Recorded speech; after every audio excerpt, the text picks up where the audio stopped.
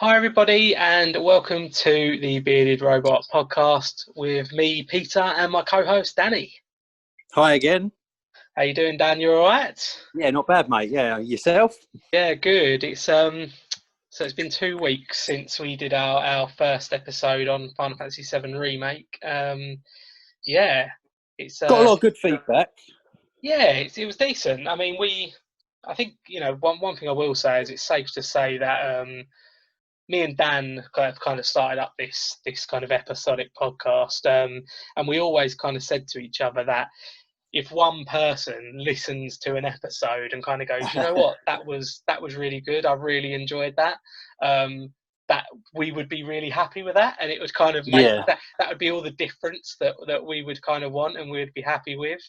yeah, So yeah, I guess just but from myself and Dan, for the people that have left us feedback, directly or via social channels or whatever, just yeah, wanted to say thank you for that. It does mean a lot, doesn't it, Dan?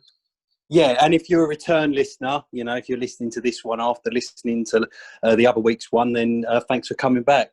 Yeah, absolutely. And it's worth noting that even if you kind of only listen to kind of half hour or whatever, a little bit of feedback goes a long way. So, do drop us a like, or do drop it on the YouTube channel if you're watching on that, and drop us a subscribe. We actually had quite a few, well, not quite a few, a couple of subscribers, after posting our episode, which was great, and we want to build a portfolio of games and, of gaming episodes. And, we really want the Bearded Robot podcast to focus on gaming.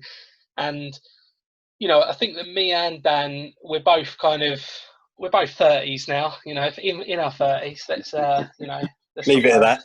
Yeah, that's all you need to know. And but so it means that we've got around about 30 years of playing games, and we're still both massive avid gamers, dedicated gamers, and there's hundreds and hundreds of games that we could talk about, and there's scores of game series that we can talk about. So if there's any games that people want us to cover, want us to have a discussion about, the only caveat is that we like to feel pretty expert in it. Yeah, definitely. It's early doors. It's early doors as well. So, of course, this is only our second episode. Hopefully, in a few months' time, we'll have a bit of a back catalogue. So any new people checking it out might find something in there that they might want to listen to, something that catches their fancy, For sure, yeah. And I think talking about knowing games and mastering games and loving them, we're going to be talking about a personal favourite of mine, and a massive favourite of Dan's, if not one of your favourite series of games ever made, Dan. Yeah, definitely. Yeah, so Dark Souls. We're going to talk about Dark Souls 1, Dark Souls 2, Dark Souls 3. So we're going to be talking about those kind of three games maybe. We're not really going to be touching too much on Bloodborne or any other games that have been made by the developers. We just wanted to focus on Dark Souls. And I think that's a good time actually to just drop in a quick spoiler warning. So naturally, there's going to be spoilers about all three Dark Souls games today. To be fair, you could play the entire Dark Soul, or you could play the entire trilogy of Dark Souls and still come away not really understanding what the hell happened. So no, yeah, we'll definitely touch on that a little later. Yeah, exactly. So yeah, spoilers, but and I really, really want to quickly say, I know that I feel like I'm throwing loads of caveats in here, but I really quickly want to say that a few people kind of said to me, "Oh, I listened to a bit of the podcast. It sounded really good. I love your enthusiasm, you guys, and the way you spoke about it and that. But I'm not. I wasn't a massive fan of the specific game you were talking about. But one thing I'll say about that is that you don't necessarily have to be a fan of this type of game. You don't necessarily have to have played it. You don't necessarily even want to have played it. We talk about all things from story to gameplay mechanics. We'll touch on other games. So, even if you're here and you're not a massive Dark Souls fan or you've never played the games, this may make you want to play it. So it's definitely going to be worth a listen, I think. Yeah, that's a really good point, actually. And I'd like to point out that me and Peter are not what you would call enormous Soulsborne fans. Yeah. I mean, don't get me wrong. I love Bloodborne, and we love all the Dark Souls games. We've never played Demon Souls, and we do a lot of things that a lot of the Dark Souls community do not like, such as summoning in friends and all kinds of stuff that is really kind of taboo in the Soulsborne community almost. So this is kind of coming from just our personal experiences with the game and why we enjoy it on our own level rather than the community itself, if that makes sense. Yeah, absolutely. And I'm glad you said that, because it's there's a lot of stuff with Dark Souls, as you say, which is considered taboo and stuff like that. And we're actually relatively new to the series. I mean, we've Dan played Dark Souls. You played it with your mate, didn't you? A long time ago. Watching him play through it.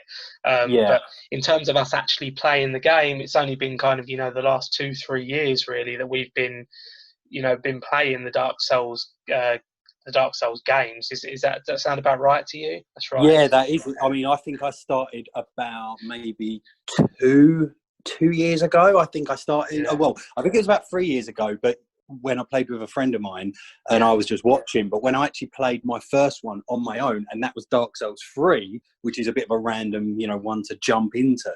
That was probably about 2 years ago. Yeah, for sure. Well, okay. I really want to touch on before we start. So, just to be clear, you have Dark Souls 2, and Dark Souls 3. They're the kind of order, generally speaking, with the Dark Souls games. But from Soft, from Soft, isn't it? Software, yeah. From Software, the kind of developers, and I was doing a little bit of research before the episode today, and one thing I'll say about the Soulsborne games in general are absolute is that the actual scores are insane. So if you go onto, for example, something like Metacritic, and you look at the kind of overall scores, I was having a look at this earlier, Dan. I haven't actually pulled this up with you yet, but Right, Dark Souls 1, 2, and 3 are all kind of in the high 80s out of 100.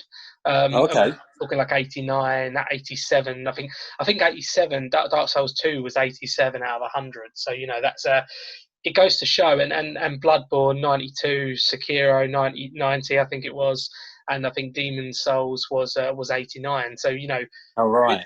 we're talking about high quality games. Here. And let's not forget that the type of people that do really enjoy these games are the type that would definitely go on there and review it. It's a very kind of it feels like a gamer's game, if you know what I mean. Yeah. That's a really good way of putting it, because it's not once you get into Dark Souls, the Dark Souls universe and the Dark Souls games, it kind of does become quite pick up and play. But from the beginning, it's so far from that. It's a real dedication and understanding the art and craft of how to play the game. Real trial and error, baptism by fire almost. It is absolutely, Which I guess, no, for sure. Which I guess brings us into the kind of the first point that I want to make, which is so first impressions. So with Dark Souls, there is this understanding, with gamers who haven't necessarily played Dark Souls. You always have this kind of this one term that everyone uses, which is Dark Souls is the hardest game you ever play, right? Yeah. And that's kind of, to be fair, that's always been how I've kind of seen Dark Souls. And bear in mind here that we're talking about, I actually wrote this down. So we're talking about 22nd of September 2011 that Dark Souls came out. Okay. So we're nearly, we're 9 years. We're nearly 10 years since, we're coming up 9 years. We're nearly 10 years, a decade since Dark Souls came out. And I've always known Dark Souls as a really hard game that you'll never be able to complete, and unless you're just this ridiculously hardcore gamer who's going to spend, you know, a stupid amount of hours, you will never even be able to get past the first area. You know, is that kind of how you kind of introduced to it? I mean, a lot of people who also play Dark Souls, and they kind of have painted it in this way that it's nigh impossible. You know, it's one of these games that you'll never be able to complete. And in fact, a lot of games that have come out since then have kind of got the stigma, or kind of been memes created about it, saying, "Oh, are you Dark Souls in disguise?" You know, like when the Crash Bandicoot remaster came out and it was really hard, people started doing like Dark Souls Crash Bandicoot hybrid memes, or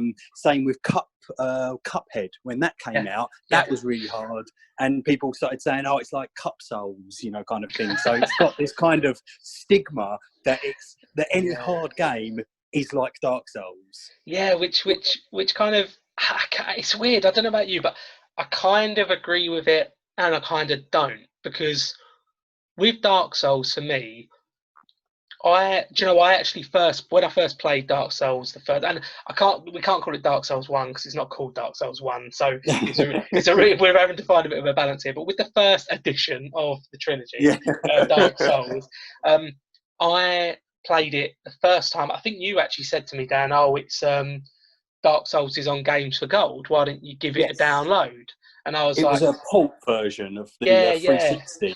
That's right, through to Xbox One, exactly. So I downloaded it, and to be honest, going into it like blind, without having any kind of explanation, without any detail whatsoever, I kind of went into it, and I did play probably about an hour to 2 hours, and I must admit, I found it too hard, and I didn't get it, and I couldn't understand how it was enjoyable. It just seemed like a really rigid, unpolished kind of RPG, and I was quite frankly thinking, I've seen better. You know, well, how far did you get into it? Just out of curiosity. Yeah, I probably, I think, and again, we are going back quite a few years now, because when I say I've only been playing Dark Souls for a few years, I'm talking way before this that I tried it and gave up. So that's where I was kind of getting to. I guess that I did give up, but I think I may have just done the first area, just the Asylum Demon, and get into Firelink Shrine, and then of course, which we will get back into, not having a clue where to go and not having any kind of idea of, you know, what the fuck I was supposed to be doing. I kind of just thought, what's the point in this? I mean, where's my HUD, man? Where's the arrow telling me where my quest is? Yeah, exactly, hand holding me. And we will come back to that. And the beauty of Dark Souls is the stuff that I gave up on, and I'm so frustrated with myself. You know, looking back, you know, on that. But that's well, don't kind of feel bad on yourself. No, because I'd done exactly the same thing. You know, I played it on that Games for Gold for the very first time. I'd heard all this, "Oh, Dark Souls is brilliant, it's really good, you know, but it is really hard, etc., etc."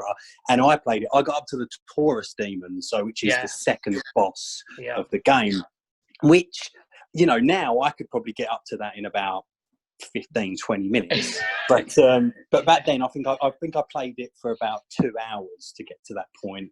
And at that point it was like, nah, this is impossible, this can't be done. Everyone was right. Exactly, and you feel frustrated with yourself for kind of feeling that way. And I think that, you know, I think that's kind of really the first impressions. I think that I'd be interesting to know if other Dark Souls fans that are listening and who have played the games have kind of had that same experience where they played it and didn't get it, and then later on, which we'll get to, it clicked and it become one of the best games you've ever played. Or people that have kind of like played it like we had, and played it and found it too hard, or didn't like it, and just thought, nah, sod this, you know, because we would have fallen into that bracket had it not been, you know, a few years later. Yes, exactly. No, you're absolutely right, and we'll get on to that in a sec. I just wanted to say one other thing as well, is anyone that is listening, you know, who hasn't played Dark Souls, I would be really interested to hear what your opinion on Dark Souls is, what your You know, What you've heard. yeah, what have you heard? You know, what what's your kind of impression of Dark Souls? And you know, kind of yeah, it'd be really interesting to hear if people just kind of say, yeah, to be honest, I know it's supposed to be a really hard game. I don't think that's for me. And I think that's such a shame, right? It really frustrates me. But it is what it is. But yeah, so yeah, so we cover first impressions. And when did it start clicking? I mean, you said, Dan, that you, bit like me, played it. This is all right. Bit too hard. No idea what's going on. Where's my HUD? I've got no side quest. I don't know where to go. It's too open. Blah blah blah. When did it click? Start clicking for you? When did you suddenly get that?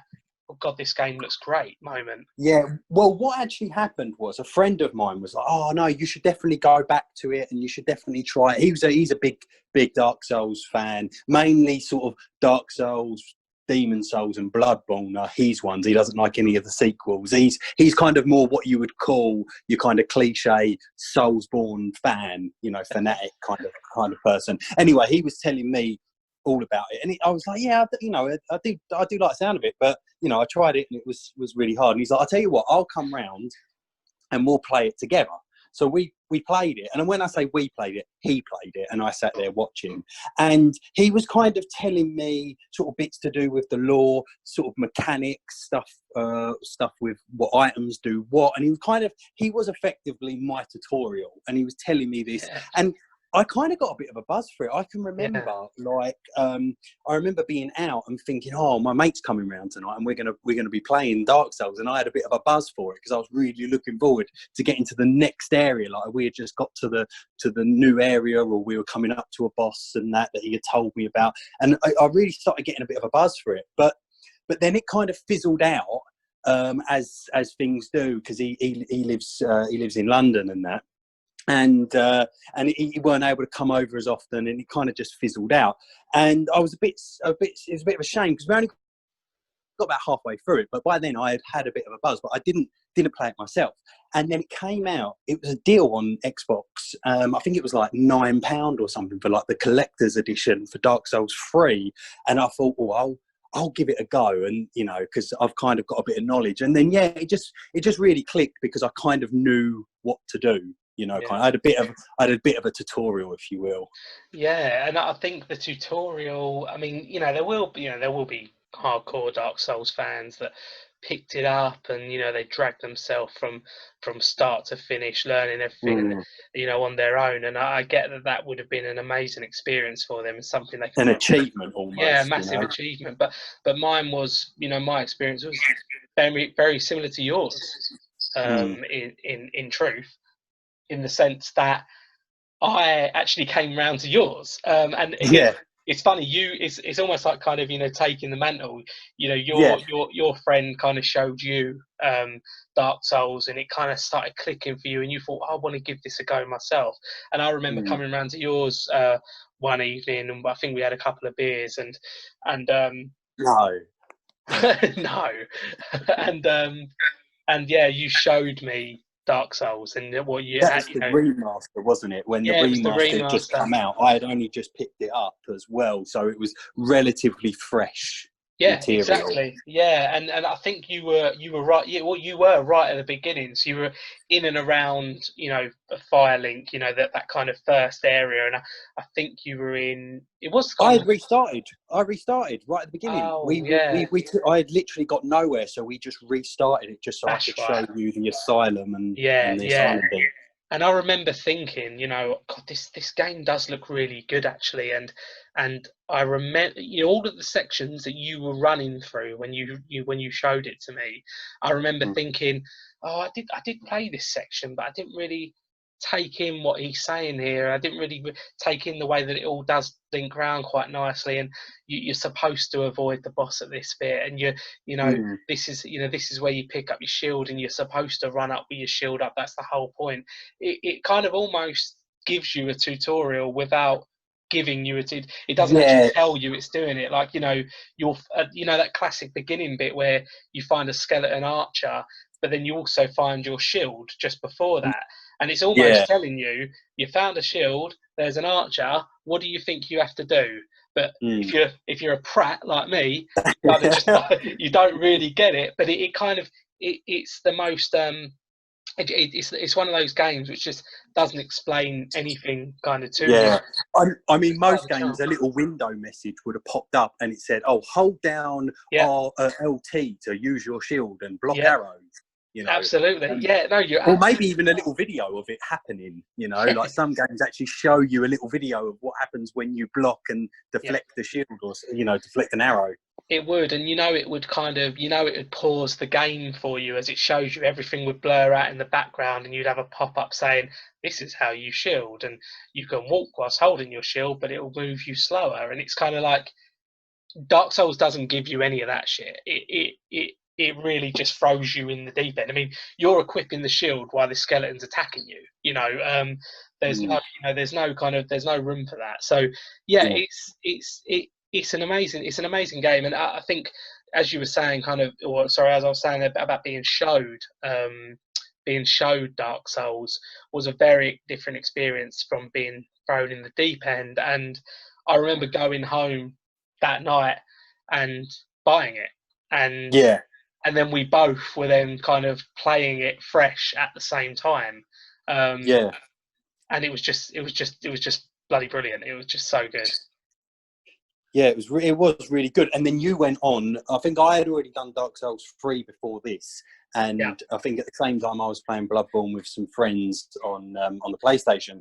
And I think straight after that, you went straight into Dark Souls 2, completed that and all the DLCs, and then you went straight into Dark Souls 3 straight after.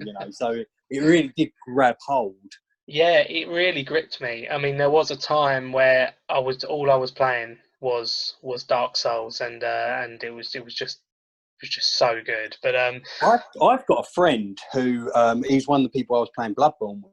After he completed, because he started on Dark Souls 3, he completed Dark Souls 3, then he completed Dark Souls 1, and then he played Bloodborne. And it's almost a bit like a drug. He can never seem to reach that high again, so he keeps going back to Dark Souls. Like every time, it'd be months before I see him, and when I speak to him again, it's like, "Oh, what have you been playing lately?" And he's like, "No, I just started up Bloodborne again," or "Oh, I've just started up Dark Souls again." It's kind of almost like he can't find anything better at the minute. Yeah, that's I've never really thought about that, and it is true actually. I mean, I've played Dark Souls twice now, all the way through. I've played Dark Souls 2 through once, and I've played Dark Souls 3 three times. So this is my third time. Me and you are playing it now, and it's a good point, because it's got such good replay value, and it gives you such a buzz getting through those bosses that sometimes when you go to just a brand new game that has just kind of been released, you don't really get the same buzz. And no, in a way, it's kind of like the curse of Dark Souls, isn't it? You've been spoiled by this brilliant game, and when you do go on to play kind of other games, you kind of just I mean, I loved Final Fantasy VII Remake, for example, but I'm not in a rush to go and replay it, whereas I probably would go back and replay Dark Souls. Well, you just done Dark Souls 3 again solo on your own just before we all went into lockdown. And then after we went into lockdown, me and another friend, we started playing it. And then you replayed it for New Game +1 or +2 or whatever, and jumped into our game, so you just went straight back into it. And I'm loving it just as much. It's brilliant. I mean, maybe it's because we're playing the kind of multiplayer element, which we will touch on. But it certainly is. It certainly is a gripping franchise, that's for sure. One last point I'd like to make on this is that other games have almost adopted certain Dark Souls mechanics, if you will. Like mainly Assassin's Creed. They've changed their fighting style since Assassin's Creed Origin, and in the next one, Odyssey, and then obviously the newest one will have a similar kind of fighting style, and they've changed it from how it used to be into a more Dark Souls style. So when you're playing it, you do kind of get like a Dark Souls vibe, and it is like they've kind of thought, "Oh, that really works, let's borrow that and adapt our games," and other games have done that as well. It's that kind of picking your timing and not getting greedy and kind of trying to master the arts of the buttons, as opposed to the, the button bashing that we can get in games these days. And I think that's one thing actually with Dark Souls, which I love, is that there is no button bashing. It's not, none of it's ever mindless, ever. I mean, No. you know as well as me that you can just as easily die on a standard grunt skeleton if he overpowers you and you're not paying attention, just as easy as you can one of the final bosses. Yeah. I'd always remember you. I remember kind of you sticking on Dark Souls 3, and showing me a bit of your character, and I think you were kind of showing me some of the move sets and stuff like that. And I remember you just went into the undead settlement, and there was just one skeleton, and you really struggled with him, and you went, "Oh bloody hell!" It's like, this is literally like, it was just kind of one of those moments where you hadn't played it for a while. You kind of thought, "I'll go to an easy area where I know I'll destroy one of these skeletons," and it's not that easy. It's No, because I was probably really over leveled for that area, yeah, because like most games, obviously you go to an area and you're the acceptable kind of level for that area, and so the enemies are matched that, and then obviously as you progress further in the game, your skill gets better and the enemies get harder, but obviously it kind of all balances out all the time. And if you go back to earlier areas, then you'll just wipe the floor and that. But so it really, that they were still kicking my ass, even from those earlier ones.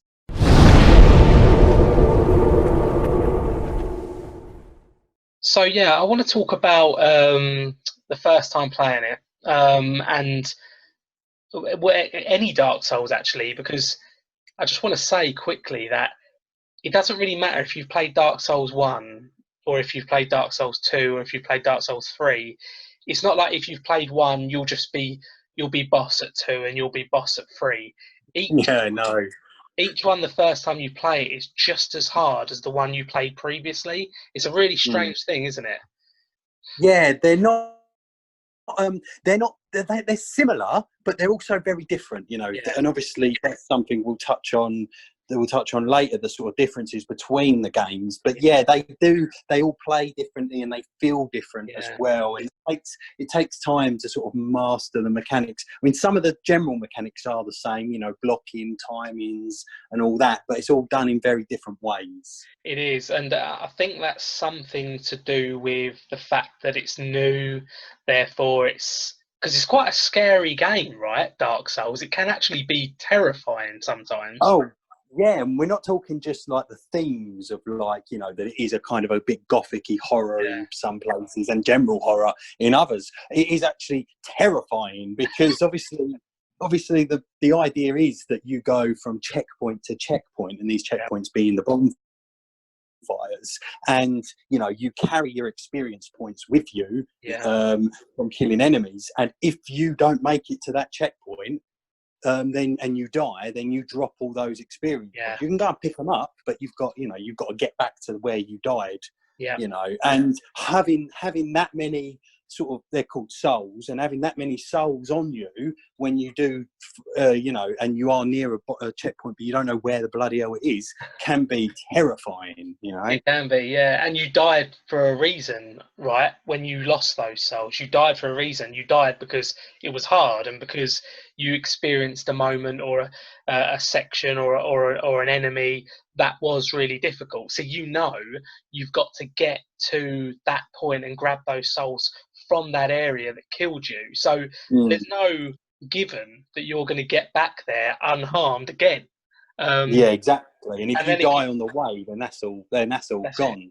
Yeah, and then if you lose them, you then can't level up, which means you can't get better, which means you're kind of stuck in a position you're stuck in the same position. You've got no extra health, you've got no extra strength, you've got no extra skills or whatever. You're just having to try and grind that area until you are able to do it.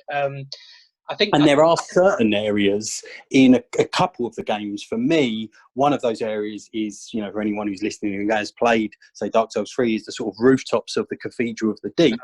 For me, that area took me forever. to do. I Yeah, think it must have took me about 30 or 40 attempts to get to the next sort of bonfire, the next sort of checkpoint. And, you know, it was terrifying because there's a lot of jump scares on the way. And that's it, not even for most of the game as well. People were jumping out of you, ambushing you, dropping off the ceiling. So you can never really feel safe either. You know. No, and bearing in mind as well, I think actually we may have stumbled onto a reason that no matter how many, no matter you could play Dark Souls 100 times, going into Dark Souls 2, you would just the adrenaline, the fear, and the anxiety would all kick in again because I think what it is you don't know your areas anymore. You're not comfortable anymore. You know, so like for example, me and you have played through Dark Souls 3, you know, 3 times or whatever, and we know those areas kind of like the back of our hands. Yeah, we know where the enemies jump out and drop down from. Exactly. And you know the quirks. You know where the next bonfire is, so you know roughly that you're going to be okay. Now, if say a Dark Souls, it can't possibly happen, although we may get on to theorising, you know, the next kind of Soulsborne game, but if there was to ever be another Dark Souls game come out and it had the exact same engine and mechanics and style as say Dark Souls 3, naturally moving on from 3 on to number 4, for example, you still would have that fear come back and that adrenaline and that anxiety because you wouldn't know your areas again. Suddenly you would be in a new place that you've never explored. As you said, all those kind of jump scares, all those different kind of enemies jumping out of you, all with the fear of accumulating these souls with the potential of losing them. That is a good point. I think that's what does it. And for me, playing through Dark Souls 1, Dark Souls 2, and Dark Souls 3 are just completely different games. As you said, some of the mechanics are very similar, you know, with the backstabbing and the blocking and the rolling and stuff like that. But you can't get over the fact that they're new areas. You don't know when the next bonfires come in, and it's quite fear-inducing that. Playing through Dark Souls the first time, any of the Dark Souls games, is much harder and much scarier than the second time and the third time and the fourth time. And by the time you've got to the fourth time, you kind of are taking bosses and souls and enemies for granted because you know it better than your hometown. You know that place better than your hometown. It's all of the kind of the quick little shortcuts and all of that kind of stuff. But if you were suddenly thrown, let's say tomorrow, me and you were thrown into a Dark Souls 4 with a brand new character and a brand new kind of, you know, sandbox of land to play with and to make our way through, we would be just as fearful as we were the first time playing 1, 2, or 3. I mean, let's not forget, when we've kind of replayed Dark Souls, we've kind of gone a new game plus. So we are essentially our original character that we completed the game with. We know how this character works. You know, it's an RPG, so we picked what kind of style he is, whether he's a knight or whether he's a, you know, more magic sort of base character or whatnot, and we know exactly how that character works, and we've completed the whole bloody game with him. Now when we go into New Game Plus, you know, we're just straight in there. The enemies are harder and whatnot, but we are, you know, we're already flowing with it. Whereas if you start a new character on a new game, you've got to get to grips with it, and it's that is really terrifying as well. You know, that you're not as, obviously, like I said earlier, you kind of, as you progress in the game, your skill increases, and that's kind of generally how games work. But yeah, so starting back at a brand new character in a brand new game, you are just a noob again, no matter how many Dark Souls you've played. Absolutely. You know.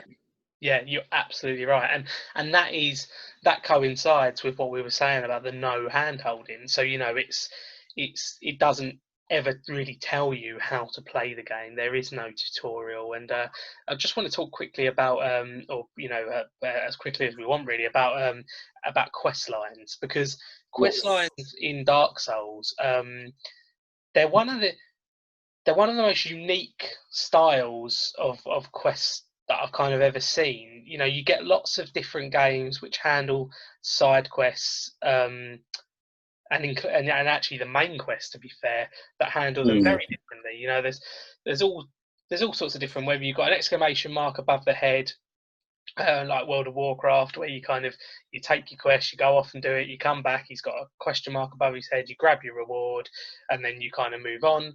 Or whether Yeah. it's kind of, more kind of cinematic, maybe an Assassin's Creed, for example, where Yeah, you might have a quest log as well, so you can yeah, keep track of what quests you're doing, and you can see yeah, how far you progressed them. Final Fantasy VII, yeah, the remake, had a little icon thing at the bottom that sort of filled up depending on how far you had gotten in that quest. So you could actually tell when that quest was going to end as yeah. well.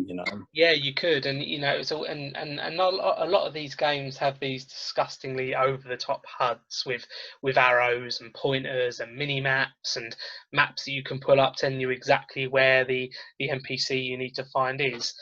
Now, Mm. Dark Souls has literally none of that. Yeah, there's no map. So when you first arrive at Firelink Shrine, you are kind of like, well, where the bloody hell do I go? And there's actually, I think there's 3, possibly 4 different ways you can go from Yes, there. thing And about you poor, are kind of, yeah, and the way the game tells you that you can't go that way is by making the enemies shit hard. So you'll go wandering into the graveyard and think, oh, maybe it's this way. This makes sense because it's right next to the first area.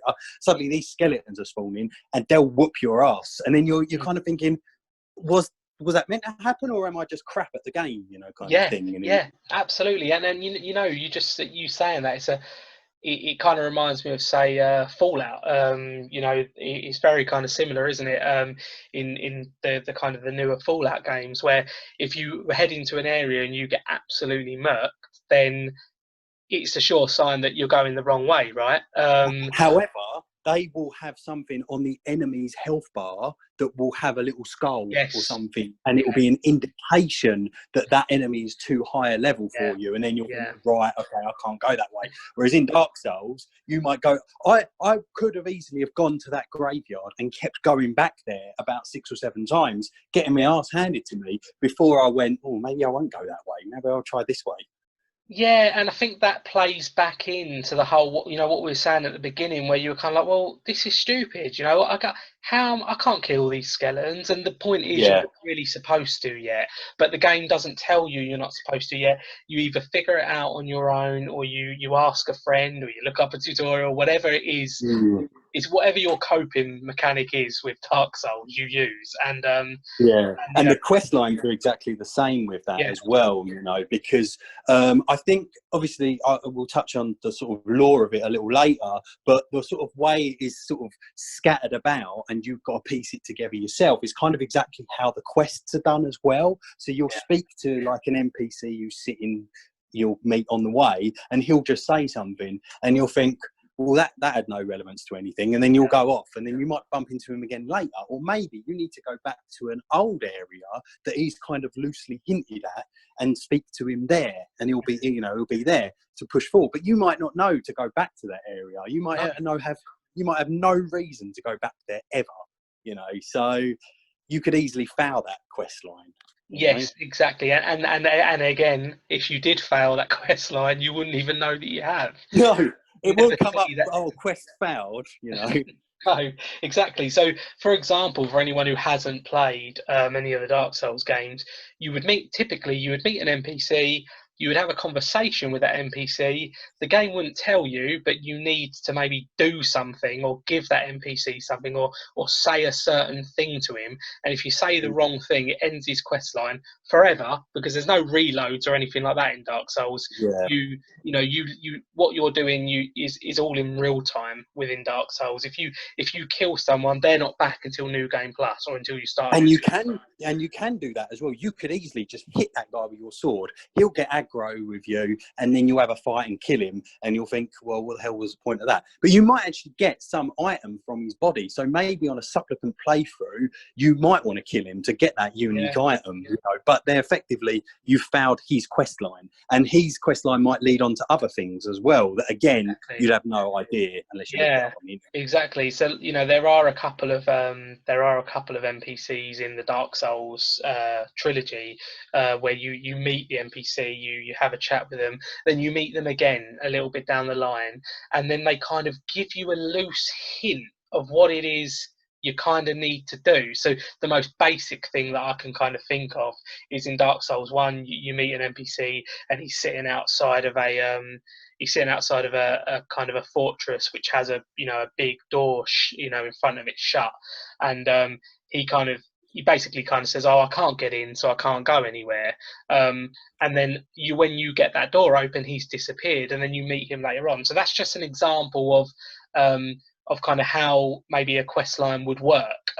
Yeah, I mean that's a really kind of like simple one that kind Yeah. of is you're pushing it forward without even noting, whereas Yeah. other ones could be a little more convoluted than that you might Yeah. need to speak to him again after you've killed a certain boss, Yeah. and then it pushes his quest forward. Exactly, and that's what I mean by it's so easy to kind of foul the quests, and I mean, what you mean? I can't kind of remember off the top of my head here. You would know better than this, but we spoke a bit when we're in the Final Fantasy VII Remake podcast episode about quest lines and about how we both feel that rewarding the player is absolutely integral when it comes to quest lines, especially if the quest lines are a little bit grindy and a bit shit. Mm. Would you say that Dark Souls quest lines are very rewarding if you Well, manage to do them? yeah, well, the thing with most, usually 90% of Dark Souls quest lines give you something called a Titanite slab, which is what you use when you've leveled your weapon, because you can level your weapons up and, upgrade them kind of thing and make them more powerful. And you need items to do that, specific items you pick up on the maps and off enemies. But in order to get the last item that you need to make a weapon reach its maximum level, you need something called a Titanite slab. And they are rare. You only pick up maybe about 8 in a single playthrough. So it's worth doing these quest lines because most of the time you'll get that as a reward, Yeah, which makes it even more devastating when when and if you muck up a quest line. Because let's remember as well that even if I knew in my head how to do a specific quest line, like for example, me and Danny, which we'll go back to, we're playing through Dark Souls 3 at the moment, and I've been doing this quest line throughout the entire game, which gives me an alternative ending, and even following that quest line via a Wikipedia page and via Danny's expertise because he's done it before. Even I'm fearing messing it up because it's so easy to mess up this. Well, you already messed it up, didn't you? You did it on a previous playthrough, your second playthrough. You attempted to try this exact same one and messed it up somehow.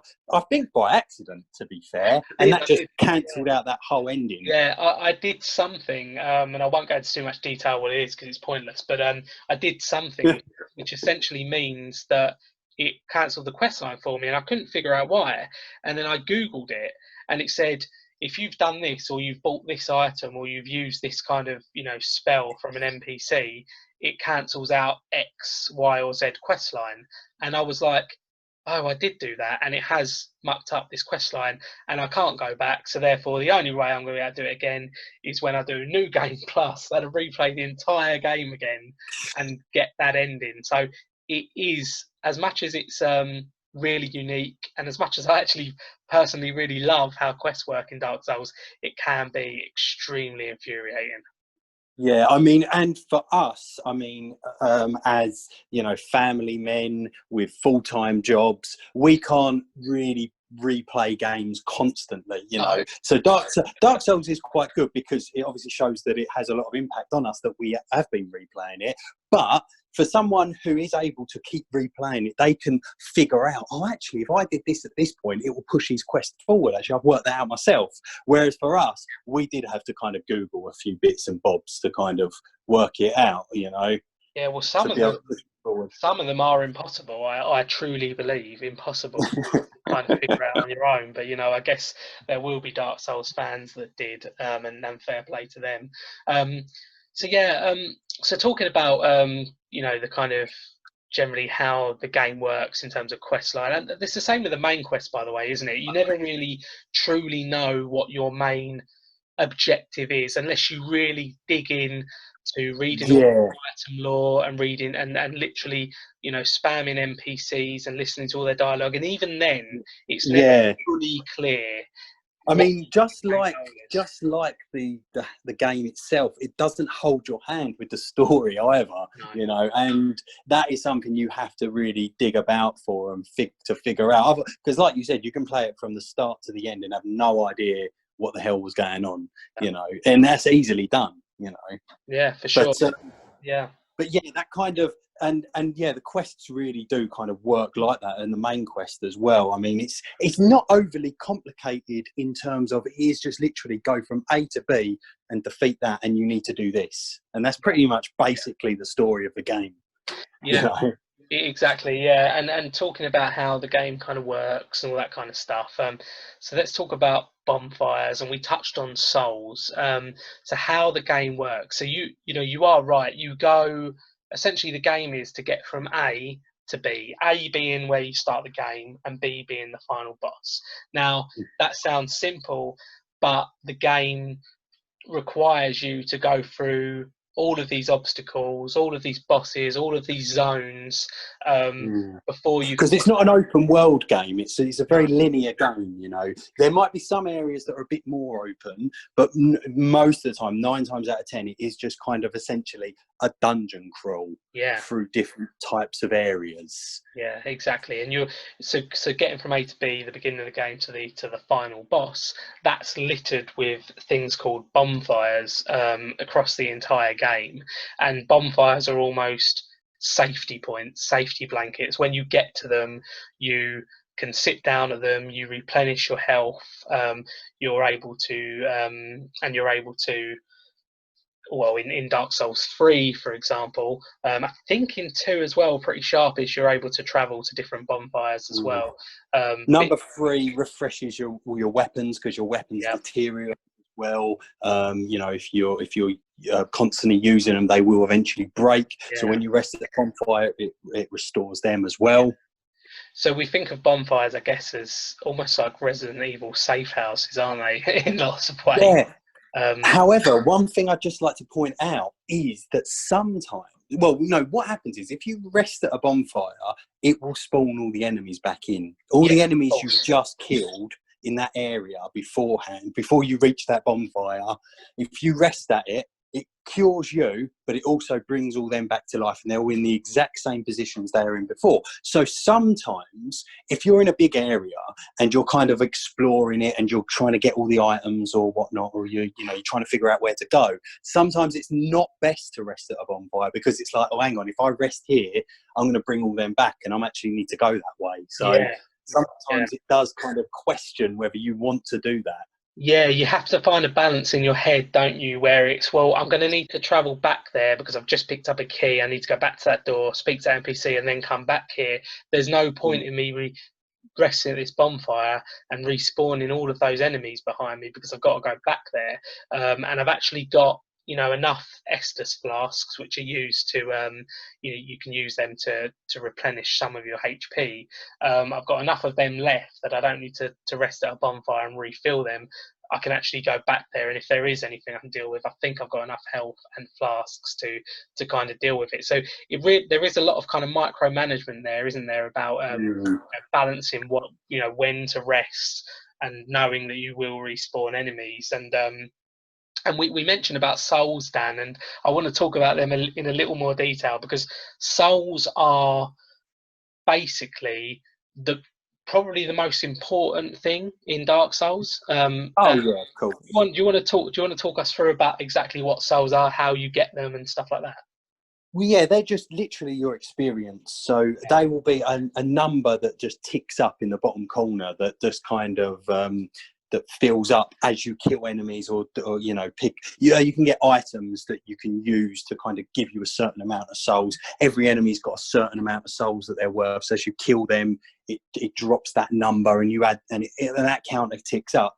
And then, you know, you use that to upgrade your character, or to buy items from various sort of people who are selling stuff, or to do others. There's a few other little things that you can use souls for, but essentially is really just to upgrade your character in one of his various attributes, just like any sort of standard RPG. You know, you sort of build your character to your play style, whether you're going to be more magic focused, you might put more points into intelligence, you know, as you would do in like a Dungeons and Dragons or a Pathfinder or something like that.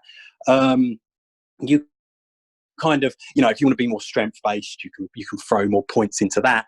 However, you'll spend ages sort of like gaining enough souls to be able to level up and put 1 point into something. So say I've spent ages grinding enemies because I can't do this boss is too hard, I need to level up. So I'm grinding enemies, I'm killing loads to get enough souls to level up, and you level up like 1 point of one attribute, and it's like, for God's sake, you know, that, because a lot of games, like say for example the Elder Scrolls games, when you level up, it levels up loads of attributes. You know, your health increases, your strength increases, your magic resistance increases, and stuff like that. But with Dark Souls, you've got to pick and choose 1 point of each, and I think that's essentially why enemies in earlier areas are still just as hard as they are, you know, when you first play the game, is because you're not actually that much stronger or more powerful than you once was, you know, because you've only put a few points into that attribute. Yeah, no, that's it. And then of course, as we've mentioned, you have the fear, because you accumulate these souls as you're going through zones, you're killing enemies, you're picking up souls from their dead bodies, you know, you continue on, you kill more, you pick up more souls, you get to a boss, for example, you then kill that boss and he gives you a ridiculous amount of souls. He might give you, say, you know, towards the beginning of the game, 10,000 souls, which is not to be sniffed at, because that's you know, that can be used on that in the earlier.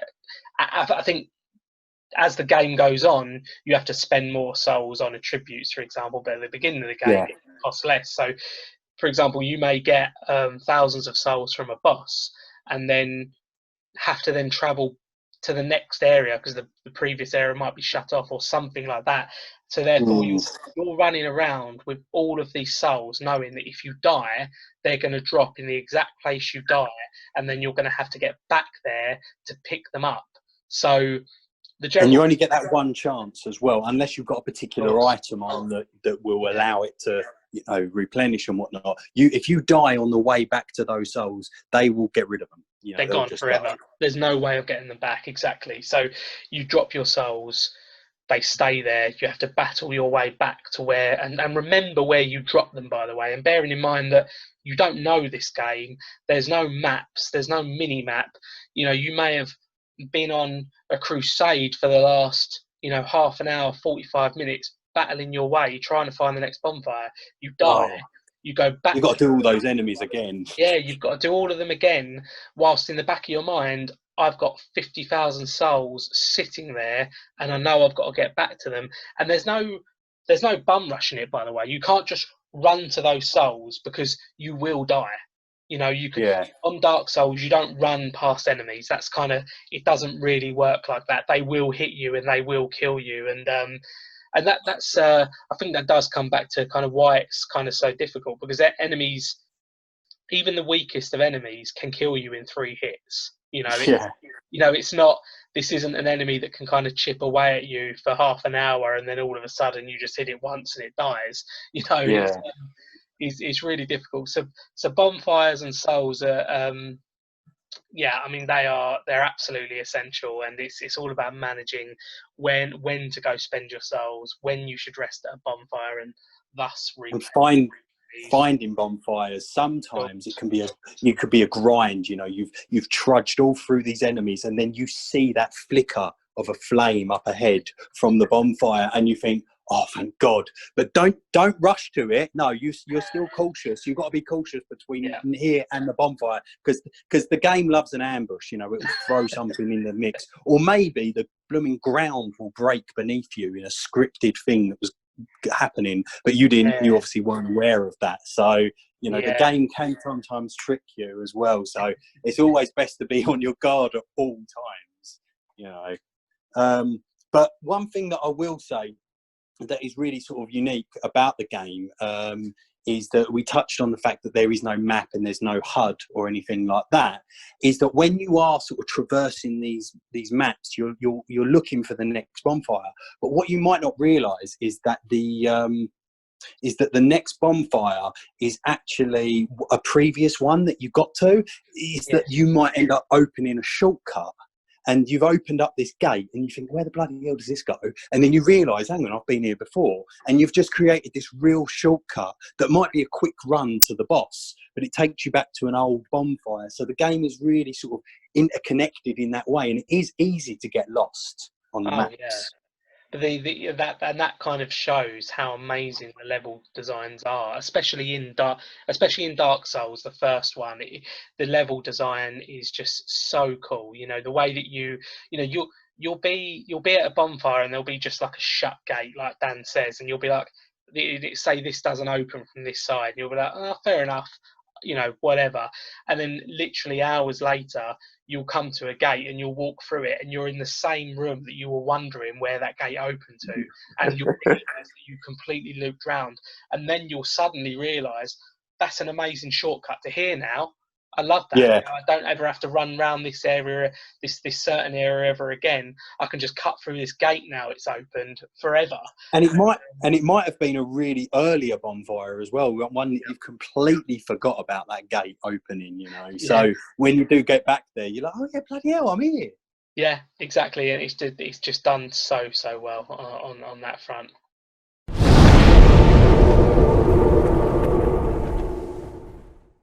So no maps and no pause in Dark Souls obviously makes the game a lot tougher than, say, your kind of typical RPG. Do you think that is a good choice? Do you think there should be? Would you prefer a mini map? Would you prefer to press, say, a select button and a map pops up? And would you prefer to be able to pause the game mid battle and go make a cup of tea or whatever? Well, that one, the pause button is a yes. I would love that, because if someone knocks at the door or my mum and dad phone, then I've got to somehow find somewhere for my character to stand safely, where he's not going to get attacked, so I can go and answer the door. So that one is a bit of a convenience thing. I think they've done that purely for the multiplayer sort of based things, which we'll get to in a minute. But in terms of the map, I think obviously beginner me would say I would love a map. Please give me a blooming map, because I don't know where I'm going. But I think now that I know I've kind of learned the map, it is part of the charm of the game. Learning the map, you kind of take it in a bit more. You think, oh yeah, I know where this goes. Oh yeah, I can. Or you can look over a ledge and see the bit you need to get to down there, but you've got to figure out how to blooming get there. So it does kind of. It is part of the game, essentially, learning where to go. Yeah, I'm glad you said that, because I do feel exactly the same. And sometimes, certainly with mini maps, I think that you can sometimes you can be watching the mini map rather than your surroundings, and that's a worry. The last thing you want to be watching is a mini map at the bottom right and just watching an arrow go through kind of slaloms, rather than actually watching where your character is going, what's in front of you, as you say, looking at the vast scenery. And Dark Souls is one of the most beautiful games I've played.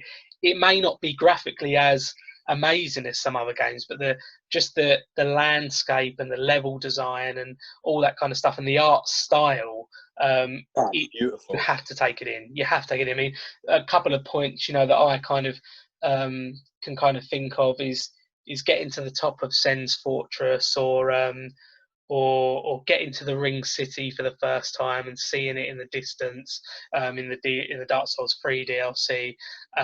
Just off the top of my head, some moments that you kind of just look out onto the landscape and just think, wow, this game is huge. A lot in Dark Souls 1, because as we've covered I mean, Dark Souls 3, a lot of people didn't like it. A lot of Soulsborne fans didn't like it because it is a bit more linear than other games, than the other ones. Whereas in Dark Souls 1, it kind of interconnects and all sort of twists around itself, and you open up a shortcut and be in an area you've already been in and whatnot. But what I'm trying to say is that when you get to certain points, you can look out and you can see areas that you've been to, or landmarks that, oh yeah, I fought that boss in that building over there, you know, kind of thing, in the distance. And the good thing is as well, there's always like a message on the floor that will say glorious view ahead or something like that. Yeah, actually, messages is something that I kind of forgot about. It would be good to have a chat about that, actually. So that's one thing actually that can kind of almost substitute to an extent as a tutorial, because okay, some messages, just a quick roundup of what messages are. So sometimes when you're running around in the Dark Souls universe, you'll see what looks like a glowing a glowing squiggle on the floor, orange squiggle on the floor.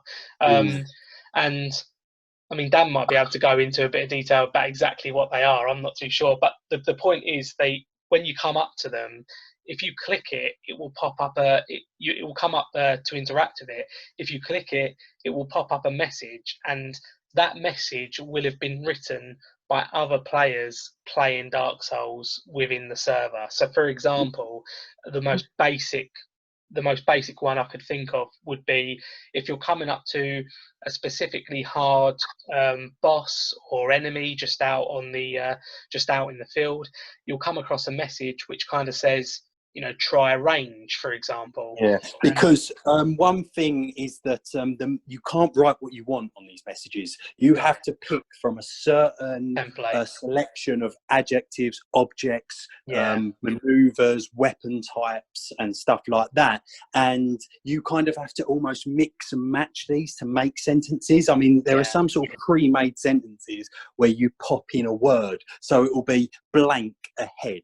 You know, so you might come across one that says ambush ahead, and you'll think, oh bloody hell, I reckon there might be someone around this corner. You know, like someone has suffered the ambush and thought, you know what, I'm going to try and save other players in future, and then they've selected that ambush ahead, and your character literally writes it on the wall, and it kind of appears in other people's games. It might not appear in everyone's game, but it will appear in some people's game, and hopefully the idea is that it helps someone later on down the line. Yeah, exactly. And then you can rate these messages as well. So if you did find one that said ambush ahead, so you got your shield up, you walked around the corner and something jumped out at you but hit your shield and then you killed it, well, you would want to go back and rate that message highly, right? So you can give it a plus or a negative. You would give that a plus. So therefore, and the benefit of doing that actually is in your world. Say I left that message, and you came along and rated it, I would get a little boost. I think you get an extra Estus, I'm pretty sure, which is like a hit potion. So therefore, I've benefited from laying that message and him liking it. You know? It would pop up and say your message has been rated, and then you would get that boost, and it's such a good feeling. You can almost go viral with your messages, can't you? I mean, you've had a few. In fact, you had one, didn't you? Which you got hundreds of positives, right? Yeah, it went mental. I'm not actually sure. I think it might have been Sniper ahead or something like that. Yeah. And that one just kept going off, and everyone loved it. I don't know why. It's an obvious place to put it. But I think as well is that you can have a lot of fun with the messages as well. A lot of people are dicks about it. They'll say, because obviously, like I said, the maps are convoluted. They're all on top of each other. And sometimes you do need to drop down to ledges. And sometimes you're not sure if you can make a ledge. Drop it. Something we haven't mentioned yet is that falling to your death is a very common thing in Dark Souls. You might be defending from an enemy and push B, which does a little back step, and your character's fallen to his death. You know, you might have rolled off a ledge. You might have been knocked off a ledge by a boss that swung and hit you. Happens to me all the time. And so fall damage is a lot. Now, what people love to do, and you get this all the time, you get the message that says try jumping and you'll go over to it and you'll peer over the ledge and you think, No, I ain't making that. This guy's trolling me, you know.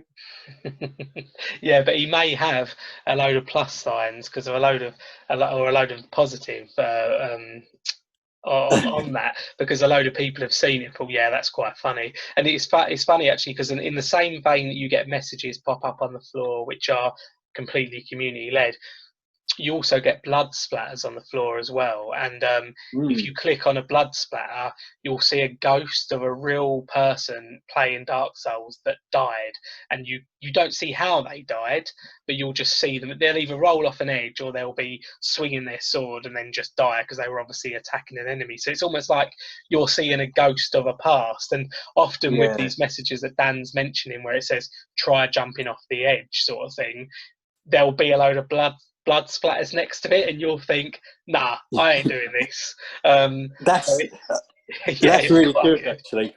Yeah, Because there's a lot of like boss areas that will have, you'll go into an area and there'll be loads of blood splatters everywhere, and you'll think, oh, for fuck's sake, something's going to happen here. Yeah, exactly. But yeah, but messages, I think you can also have a lot of fun with them in different ways. There's a lot of like dead bodies in Dark Souls that are like hunched over things, and they're kind of like they're not intentionally showing their bum, but they kind of are. You know, they're just kind of like laying over something, and someone will put a message like "try finger butt hole," you know, kind of thing. It's, you know, butt B-U-T, you know, kind of thing, and they just kind of used a combination of different words to try and make these hilarious messages. Or there might be a painting of a woman on the wall, and written underneath it will be like "fantastic chest ahead," meaning like fantastic tits ahead, you know, kind of thing. Yeah, so, exactly. When clearly the developers designed that, you know, for chest ahead, you know, like a chest with a nice item in it.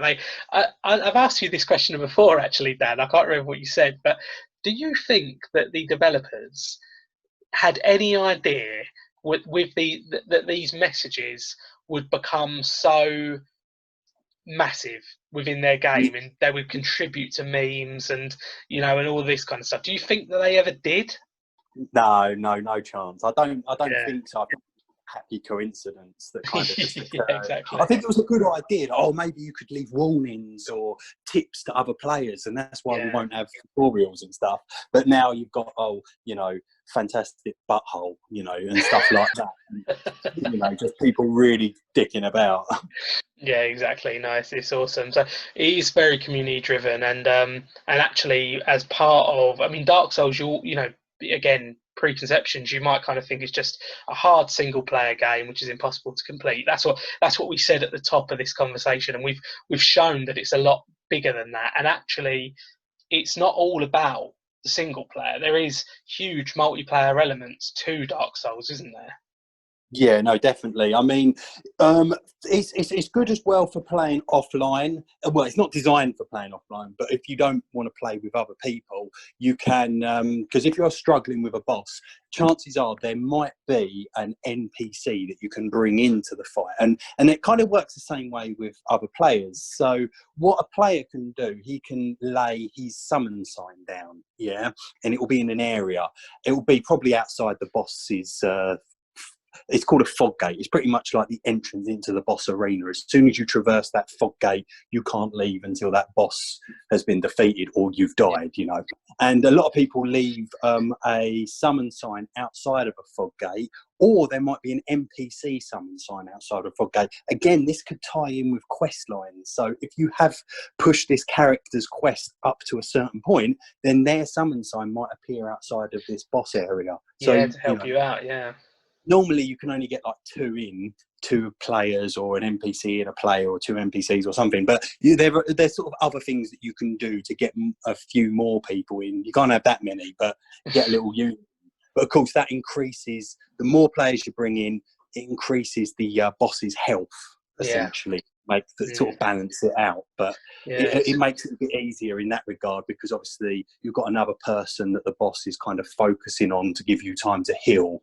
Yeah, well, and actually defeat the thing, and it's basically just another way of bringing someone in to help out. And they've just done it in kind of, they've made it unique to their game and to their universe. How you bring that player in, And there's other aspects to the multiplayer as well, you know. So you could bring in someone to help co-op zones with you. You can bring a player in to help co-op a boss with you, and similarly, you can be invaded. Which I mean, me and Dan have with our other friend John. We've been playing through Dark Souls 3 together, just because we wanted a brand new experience of Dark Souls, and playing all three of us together it's been really fun and really It kind of is very, it is really unique. It's a very social game. It feels completely different to playing it on your own. Like we said earlier, it's a very scary game playing it on your own. But playing it with your mates, it's a completely different experience, and you're having a lot more fun in a different way with it.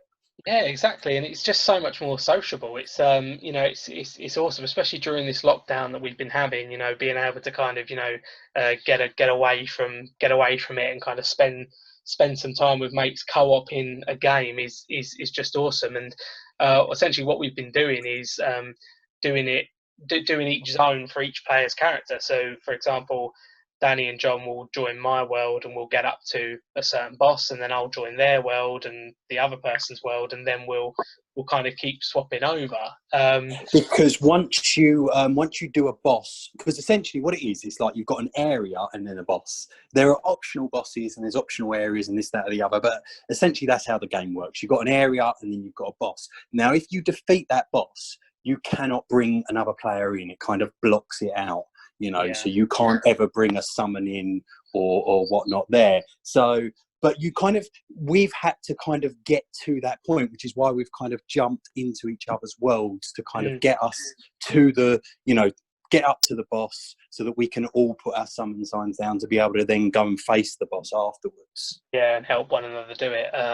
Yeah, no, exactly. And on top of that, you have what's called invasion. So essentially, another player can invade your world, and if they invade your world, they can basically just come and have a fight with you whilst you're kind of trying to complete a zone. And yeah, it's a really amazing experience, invasions, because it's quite scary when it pops up. You know, X person, you know, it comes up then the name of their character, doesn't it? So, you know, like Dark Demon has invaded your world, for example, and then you won't know where that player has kind of spawned, and he won't be able to he won't be attacked by enemies, but he will come and find you. And essentially it's supposed to be that the person invades your world, he tries to beat you, you either beat him and send him back to his world, or he beats you, and of course you lose all of your souls and you go back to your previous bonfire. So he's rewarded with souls and stuff like that, but they'll always come up at the worst possible time. I mean, there are NPCs invasions, so there are scripted invasions of NPCs, but that is completely, you know, fighting an NPC is completely different to fighting an actual player, because everyone plays differently, and the way people play compared to how the computer plays is completely different. And essentially, right, if you think that you're good enough to go into someone's world and fight them, you know, then you know you probably are. So a lot of the time when you usually when you get invaded, that person is going to probably kick your ass, and they do at first. You know, whenever you get invaded, when you first sort of play the game, you're going through the first sort of areas, even like I think it took me about halfway through Dark Souls 3 before I killed my first invader, and I thought, oh, you know what? Maybe I can actually do it. You know, I don't know whether he was a crap one, or what, but I killed one, and I felt I was boss. You know. Yeah, no, it is. I was going to say that actually, invading somebody else's world, because obviously you can be invaded, but you can also use an item, which we won't go into too much detail on, to invade other people's worlds. And actually invading their world, I've done it a few times now, and invading someone's world and killing them, nothing good can come of that for that other person, but for some reason it feels really good. And I don't know if that's the troll in me, I don't know if it's the bastard in me, but I've invaded worlds and I've slaughtered them, and I've known that they're quite far into that zone, and now they've lost their souls. They've gone back to a previous bonfire. They're going to have to fight their way back to those souls, and it's all my fault. And for some reason, I don't know why, but it feels good. Maybe it's because it's happened to me so many times. You know, you're passing it on. You know, I'm passing it on. So it's like it's like what we said. You know, when we were happy being shown the game, and then I got shown the game, and I showed you the game, and we passed it on, and yada yada yada. It's essentially I've had my ass kicked by an invader, and now I am the person who's kicking ass. You know, it's a little retribution. Yeah, exactly. It is a really good feeling. So I think it kind of shows really, I mean, in this retrospective of Dark Souls, that the preconceptions are completely wrong. That it's just a really hard single player game, and probably don't play it if you're not really into that kind of thing. There's so many arms to it. I mean, we've spoken about.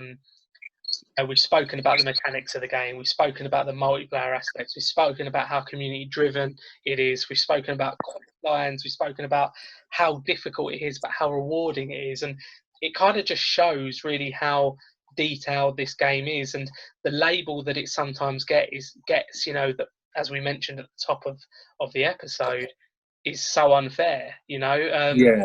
So yeah, but there's so much more to it than that, isn't there? That's kind of what this whole episode has been about, exactly. really. That if, like us, when you first heard about Dark Souls, or even gave it a little go and found it too hard, it's just got so many different arms to it. You know, there's so much more than just being a shit hard game.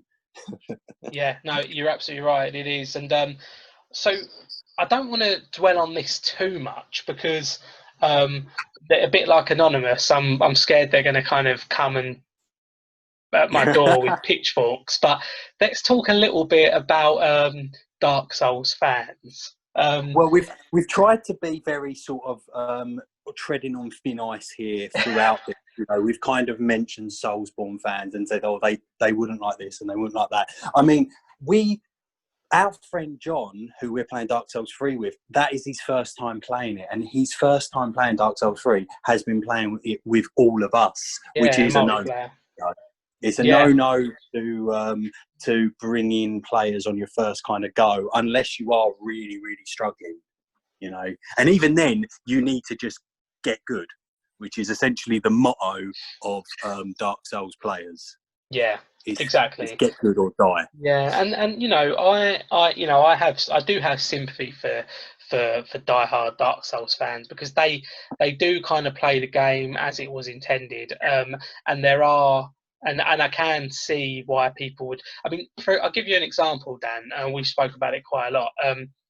Final Fantasy VIII being re-released on the consoles, right? Mm-hmm. Now, you know how strong my opinion of this is. So when Final Fantasy VIII, Final Fantasy 7, 8, and 9 were all re-released on the consoles, they were just ported essentially. They were all given a kind of a god mode, or like a fast forward mode, where you could kind of just click a button and you would be able to fast forward really quickly, or if you didn't really want to spend much time leveling up your characters and grinding to get better and then beat a really hard enemy, you could just kind of activate this god mode, and you would be able to kind of breeze through it. And it's easily done. It's easy to activate as well. Well, yeah, it's a click of a button, right? So that, for me, I'm a massive Final Fantasy 7, 8, and 9 fan, and so is Dan. And I don't know if it affected you as much, Dan, but it kind of really ruined those games for me, because I knew that if I didn't want it, if I so wished, it didn't have to be very challenging for me anymore. And that really frustrated me. There's something about having it kind of in the back of your mind that all the grinding that you're doing is kind of pointless. You could always just quickly do this boss in God mode and then just move on with the story, right? Now I know that there'll be people kind of saying, well, just don't use the God mode, for example, and I do kind of get that, but there's something in the back of my mind which I Too don't tempting, like. ain't it? Yeah, it's not. It not only is it's tempting, but it kind of just takes it away from me, because there'll be other people playing the game that just god mode through it and go completed Final Fantasy VIII. Well, no, you didn't, because you've not experienced Final Fantasy VIII how I personally believe Final Fantasy VIII should be experienced. And that's kind of similar to Dark Souls in the terms of summons, you know, that's exactly the point I'm making, is that I can sympathise with Dark Souls fans, you know, who will kind of say, well, why did you look up a quest line, or why did you bring in a summon to help beat this boss, or why did you kind of bring in a player to help you beat this boss? So that's not how the game should be played. And whilst I am one of the new age Dark Souls fans that hardcore Dark Souls fans would probably hate, I can sympathise with them, because I've got very nostalgic views on some previous games, as I've mentioned, like the you know, so I can kind of see the point there.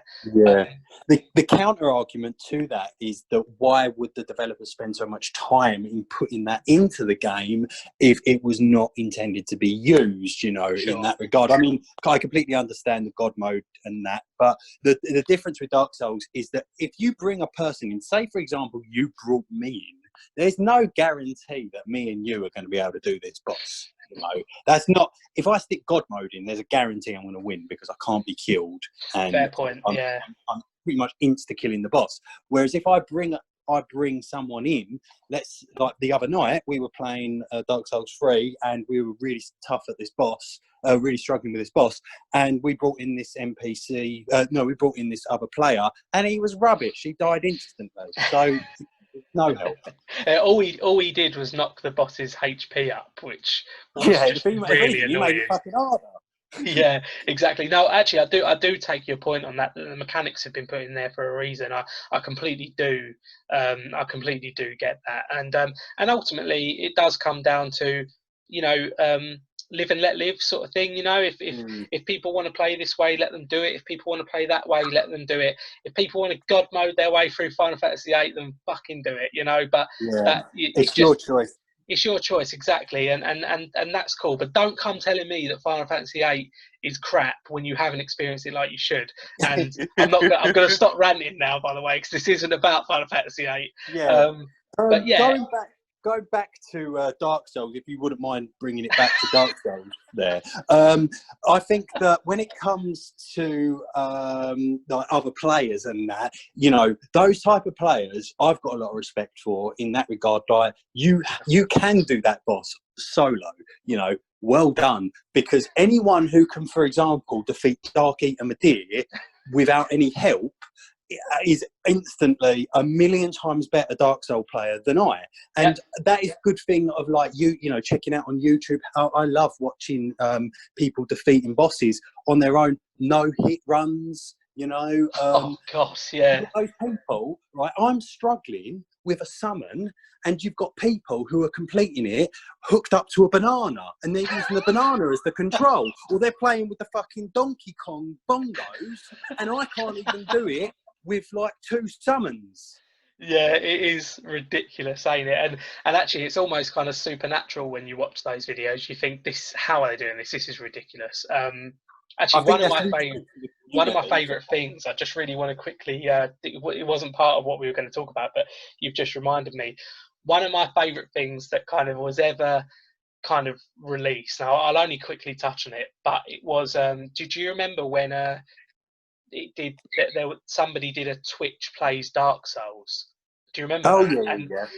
Yeah.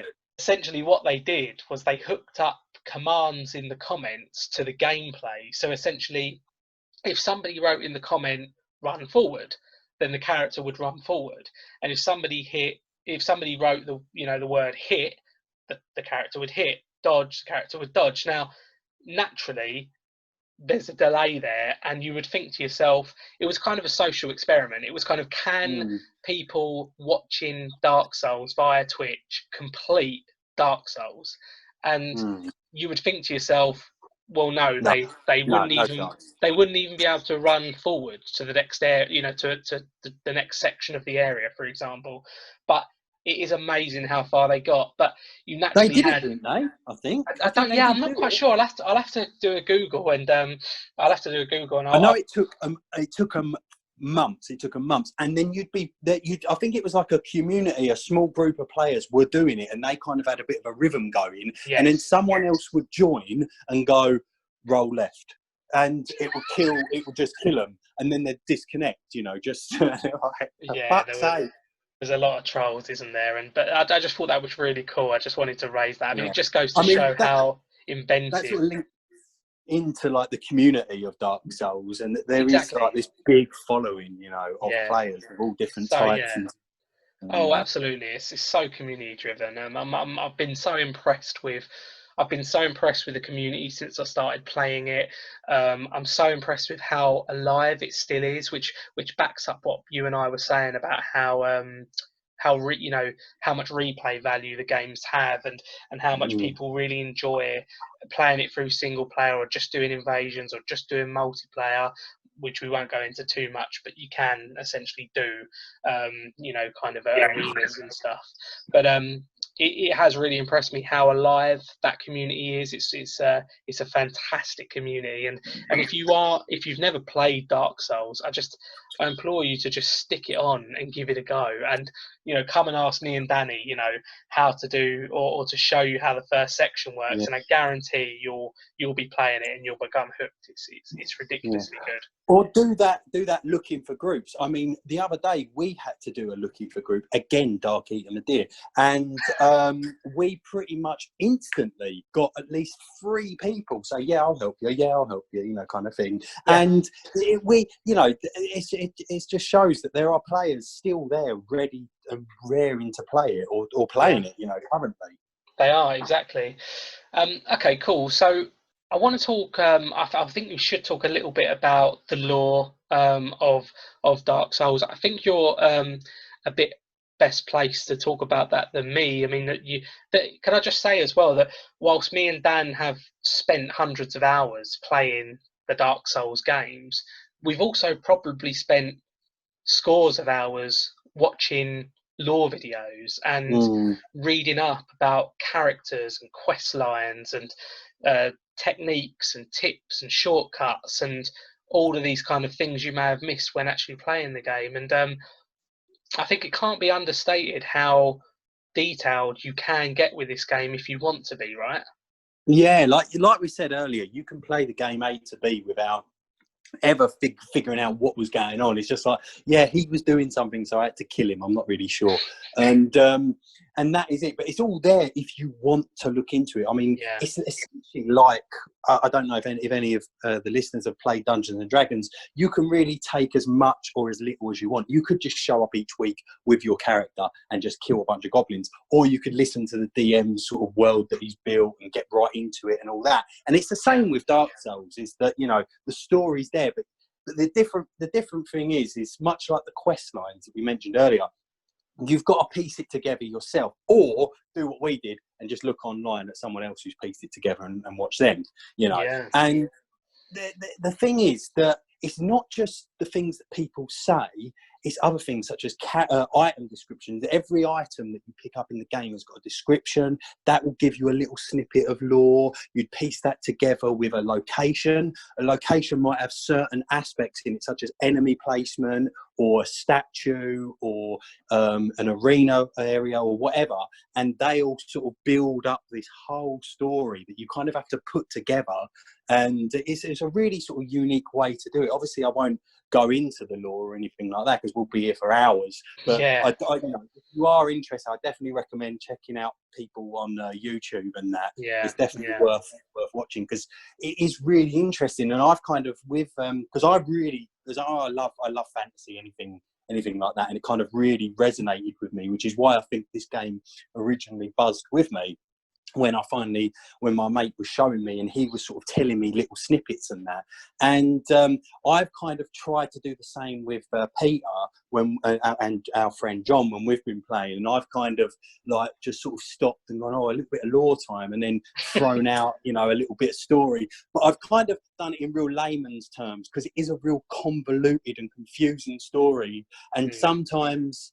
And to be fair, a lot of it isn't confirmed. A lot of the story is not confirmed with like the developers. Miyazaki, who is the director of the game, has never like confirmed bits and bobs. It's all just what people have sort of theorized based on the evidence. Yeah. And so it's like I might say something, and then Peter will go, "Well, why is it like that?" And I'll be like, "I don't know. Don't worry about that." You know, there's not enough. We'll gloss over that bit. Can I also say that whenever Danny does do his little lore sessions, he always pulls out his torch, the flame torch. So it always looks really kind of it always looks really awesome. Yeah, because if you block with it, he holds it up as if you're exploring a temple or something like that. Yeah, you know? exactly. It's like something out of Tomb Raider, isn't it? And look at these engravings, you know, and all that kind of stuff. It's so cool. But yeah, no, it is, you know, as you say, there are podcasts, you know, which literally talk hours about the lore of Dark Souls. So there is literally no point us even trying to touch on it and trying to pretend that we know enough about it. It's just so detailed and so clever. But if you have got any questions, if you do play it and you have got any questions, feel free to comment, and I'll try my best to answer it to my small knowledge that I can. Yeah, and also I think that I will say, actually, when Dan has sent me over kind of videos, you know, lore of bosses and zones and stuff like that, I have always found them really interesting. And I do think if you did want to play Dark Souls, I would absolutely say that looking into the lore and trying to read up about some of the quest lines and the stories is really fun. It's almost like a game in itself. Yeah. And they're really good stories. If not, they're just kind of told in a bit of a bastard way. Because what happened was Miyazaki, the director, he's a Japanese game developer, and he used to love Western sort of fantasy novels, but he wasn't that good at reading English, so he used to piece together what he kind of could, and he tried to kind of bring that over into his games, you know, that same sort of feeling that he got. So we're trying to really sort of piece the story together, and you always feel in the story itself is that you've missed everything, you know. It's kind of like you get to an area and everybody's dead, and it's kind of like the story's already happened and your character's kind of just exploring it afterwards. Yeah, that's a really good point. I've never really thought about it like that. You know, you really are living an aftermath, aren't you? Yeah. I mean, that is the general theme of the game. Obviously, we won't touch on it, but, you know, your character is essentially dead and reanimated. So it's kind of like you are living in an aftermath of something. Sure.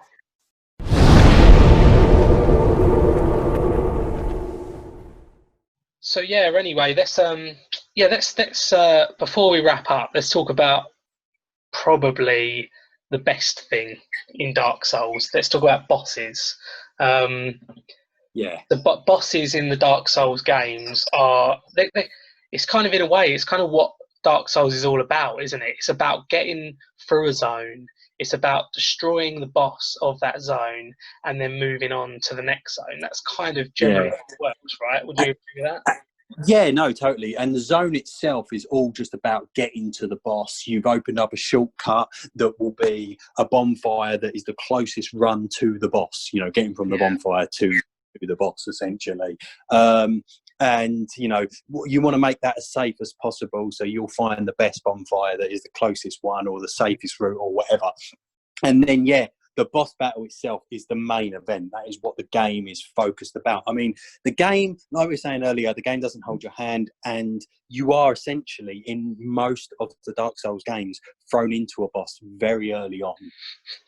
You are, yeah, and it's like there's no kind of. I can think of one of the best examples of kind of is Dark Souls, where you literally walk into a room and the boss, the stray demon, jumps down in front of you, and you are actually supposed to run away from him on that bit and fight him a bit later, but he kind of appears out of nowhere, and it's like, wow, what the hell is this? You know, I had no Yeah, idea you get what this this game was going great. to be like, and this thing is jumping down on me. But I think one thing we should focus on is that's, you know, and this is something for kind of Dark Souls fans as well. If you're still listening, and I know you're really going to enjoy this, but for people that haven't played Dark Souls, we'll talk a little bit about the hardest bosses we've had to face throughout all three games.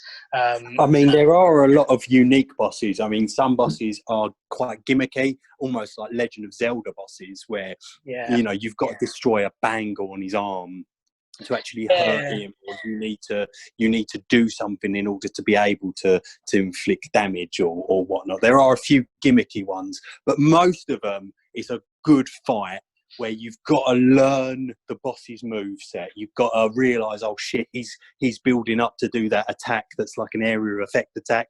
I need to get the hell back, you know, kind of yeah. thing. Yeah, exactly, and when you and that's why you die so many times on bosses, because the only way to really beat them is by understanding their move sets, understanding, you know, where the best place to hit them is, and kind of all of that. So yeah, I mean, that being said, let's work our way through each game. So let's start with Dark Souls. Is there any boss that stands out to you as this is? I still have nightmares about this boss. From Dark Souls 1, yeah. Dark Souls 1, yeah. Dark Souls 1 has got a lot of bosses that, you know, you've got a boss like the Gaping Dragon, which is this enormous inside-out dragon thing. It looks horrendous, but really the actual boss is relatively easy. So there are, you know, you can't judge books by their covers in this regard. Yeah. But I think, obviously, I mean, I don't know how far into this is quite far into the game. There's a boss called the Bed of Chaos, and that is horrendous. It is regarded as one of the worst bosses in the entire series. So that's maybe a bad example. Yeah, plus it kind of plays into what you were saying. So the Bed of Chaos boss, for anyone who doesn't know, it's plays into what Dan was saying. It's a quite a gimmicky boss. It's almost like a platform game rather than a bloody actual fight. You know, you're running across crumbling floor to kind of take the thing out. So yeah, it probably is a bad example. But one that I wrote down was there was three actually, which I'll kind of talk through. And if there's any others that you wanted to bring up, then we'll absolutely talk about them. So Four Kings, where do you stand on the? Oh, mate. When I, you know, obviously way back when I played it with a friend and he was playing it and I was watching, we got up to the Four Kings and he's like a pro at Dark Souls and he just couldn't do them. He was just struggling and struggling when we were playing it. He had done them before, but for some reason this time around it just wasn't clicking.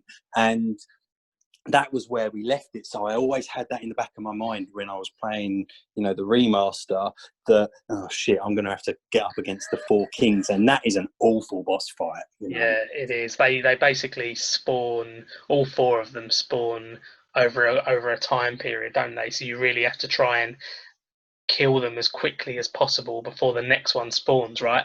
Because otherwise you'll have them all on you, and that's virtually impossible. And by the way, it's not just spamming attack to kill them. You're having to dodge their move sets, which hit like a truck, you know. And yeah, no, ridiculously hard. Yeah.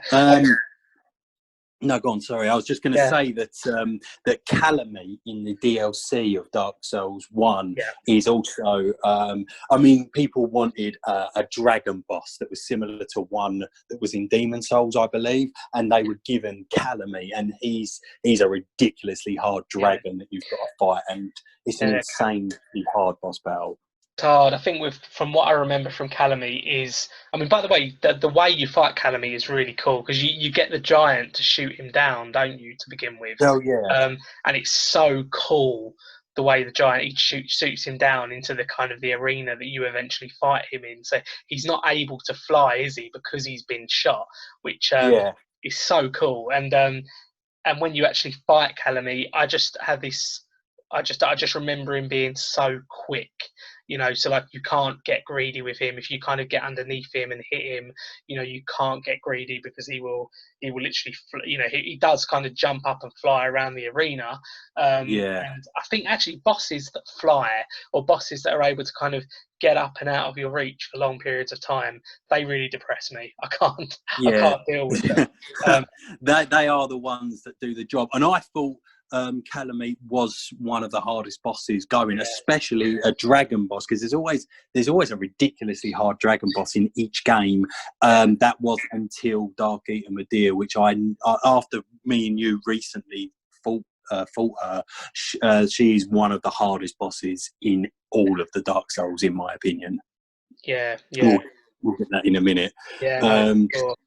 What about Dark Souls 2? What about I was Dark going to Souls say, 2? before we move on, I mean, are you in agreement? Would we? I mean, where do you sit then? I mean, it's got to be Calamite, right? That for me was the hardest boss in Dark Souls.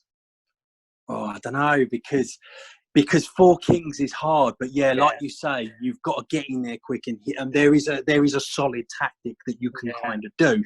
The problem with the Four Kings is the run to the boss. There's not a bonfire nearby, so you have to kind of do a big run to it. So even when you get to the boss, you might even have used a couple of Estus then, you know. But Calamite, I think, would be your hardest boss in Dark Souls. I agree with that. Yeah, no, it's got to be that Four Kings for me. Yeah, I wanted to kind of make a really quick I know it's not a boss, but I wanted to make a quick reference to the Anor Londo archers.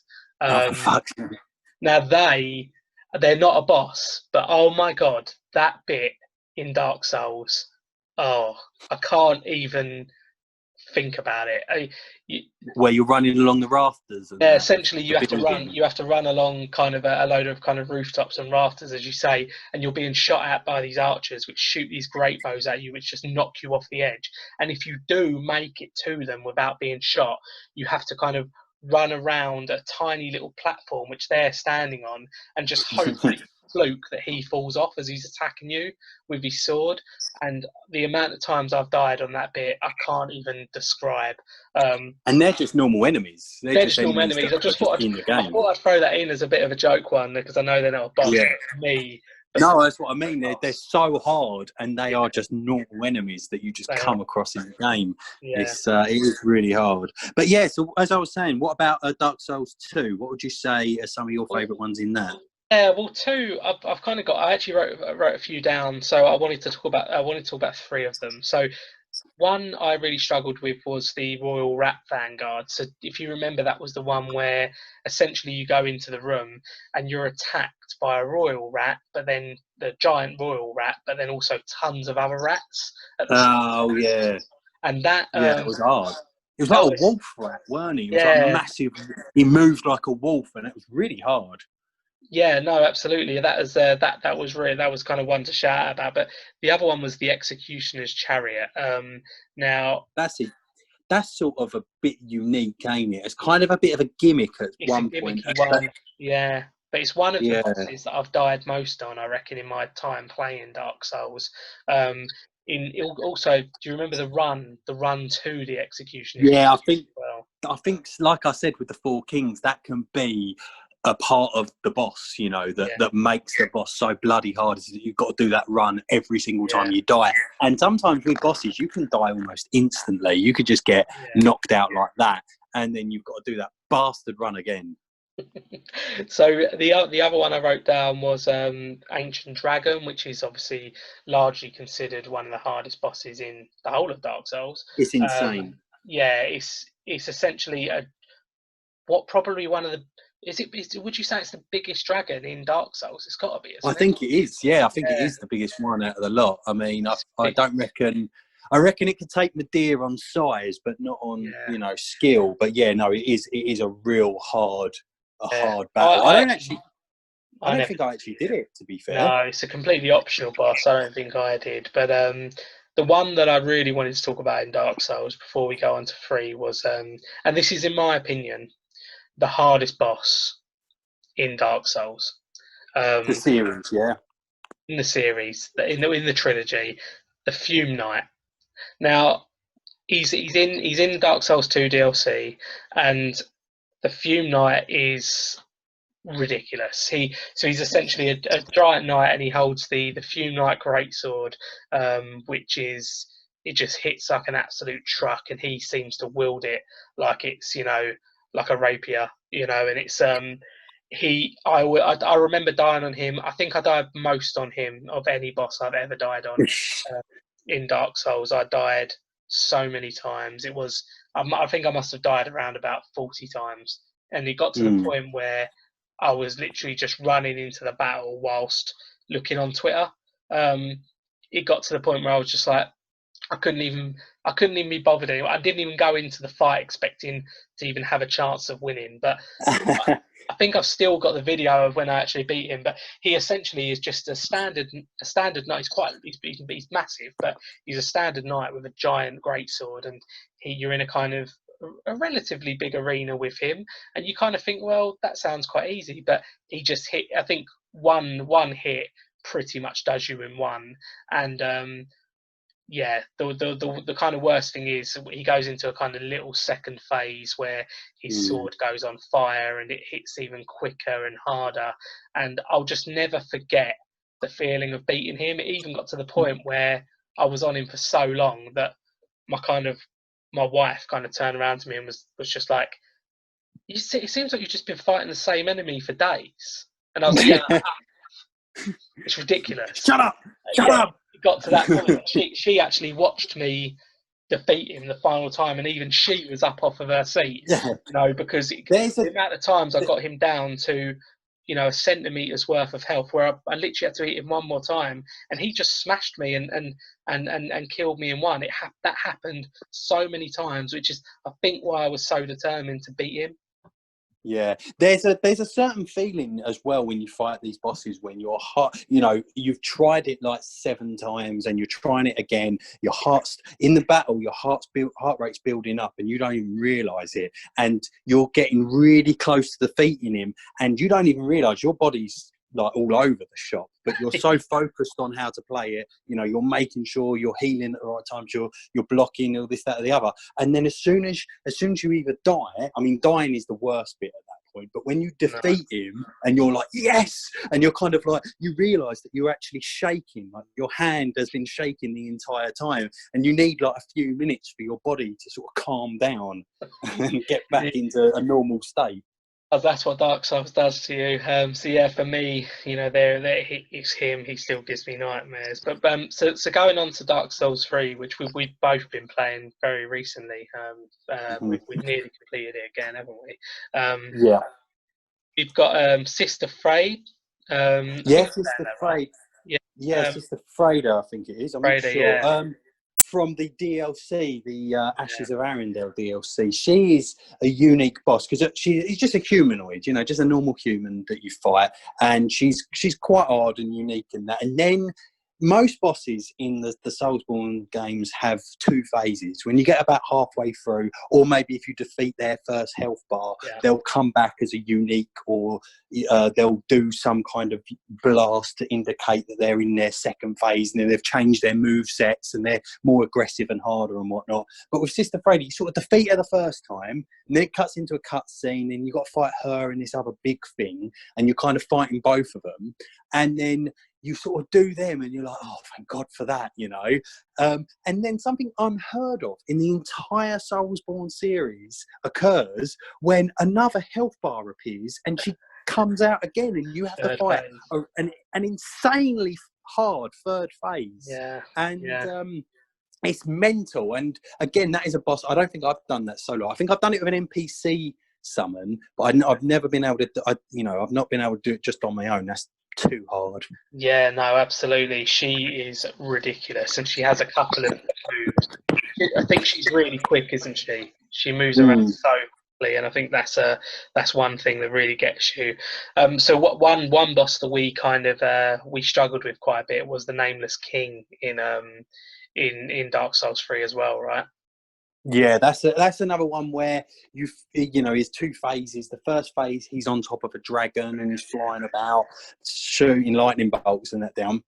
And then when you defeat it, he then comes off the dragon, and you've got to fight him man oh man, you know. And you'd think, well, surely you're harder if you're on that dragon, but no, he is insanely hard. Then, I mean, but getting to that phase, you know, that's a challenge in itself, because the dragon is so big that sometimes you're not even sure if you've hit it. You might just be out of reach. You've swung your sword, missed, and then you're like, brilliant, now I've opened myself up for an attack.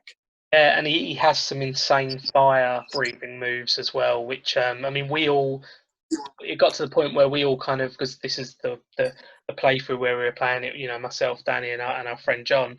It got to the point where we all had to go away and put on some fire resistant gear, because his fire move was just murking us. And but that made it really special, because it kind of, you know, I was putting down the gear that I'm used to wearing and picking up some other gear. You know, I literally just did the move. I literally just did the move with my left arm there, of picking up a big shield. And like, you know, of a nice fire kind of resistant shield, which helped a lot. So he is definitely up there on the list for me. A little quick one on Dancer as well. So I think Dancer deserves an honourable mention of being ridiculously tough as well. Yeah, the Dancer of the Boreal Valley is a very tough boss. I mean, for me, that is the personification of a perfect Dark Souls boss. You know, it's this big sort of like this big woman, you know, humanoid woman, but she's kind of like, she moves low and whatnot, and she's got two swords that she swings about. But it really is kind of you're the best of Dark Souls boss. So I kind of see that as, if you know what I mean. Yeah, I completely agree. Yeah, and I'll recommend all of these bosses that we're mentioning, you go up and do a little YouTube of them, because they all look stunning as well. They look amazing. I think for me, and I'm sure you'll agree with this, one of the hardest bosses in any Dark Souls, Dark Eater Midir. Yeah, I mean, I've mentioned it quite a few times throughout this. I think it's because it's quite fresh in my mind, because we've just recently done it, and we've got up to her on John's playthrough, so we have to do her again, annoyingly. And it's a massive dragon. You're in this huge area. I mean, in the build up to the fight, you've seen her a couple of times. Like, she's flown over. You had to do this bit where you had to avoid her fire, just in the normal game, getting from A to B kind of stuff. And there was a bit where you had to fight her and knock her into the cavern where she is, and then eventually you go down there and face her, and it's just ridiculously hard. It's just so mentally hard. It is. It's the worst thing about her is she just moves around so much. So she, as Dan mentioned, the area is so large, and she'll just jump from one part of the area to the other, and then just start blowing fire at you, and you don't have time to get behind her again. And even if you do get behind her, she does a fire move that surrounds her, or she'll hit you with her tail, or she'll hit you if she just runs past you. And when I say hit you, I'm talking like it pretty much either one-shots you or nearly one-shots you. And she'll follow it up with another attack that will finish you off, you know. Or there might be some lingering fire from a previous attack that will finish you off. 100%. Yeah, exactly. I actually think, you know, like I've actually really enjoyed talking about the bosses with you. I think it would be really cool if we did an episode just purely dedicated to bosses, and maybe we could have some gameplay of us defeating these bosses going on in the background, or us getting our asses kicked. Probably. Especially if it comes to Dark Eater Midir. I don't think many of us actually beating it unless we pull somebody who's better than us. Dark Eater Midir, one of the hardest bosses in the whole.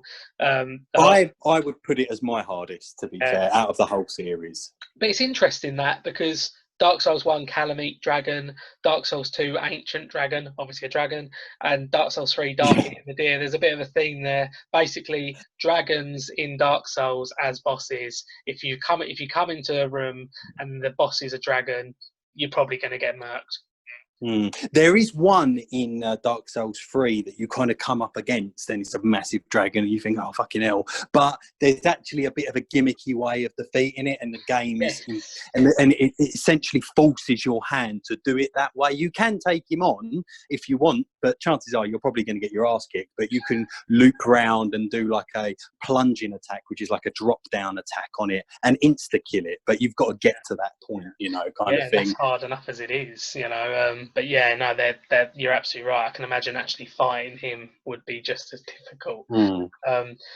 Cool. I mean, that I think that kind of really sums up our thoughts on Dark Souls 1, 2, and 3. And I really wanted to make sure that we stuck to talking about those games, because when you move into Bloodborne, which I haven't played yet, we'll talk about that in a sec, and when you kind of talk about Demon's Souls, which isn't a game we played, or Sekiro as well, you know, a kind of another kind of title in a similar kind of vein.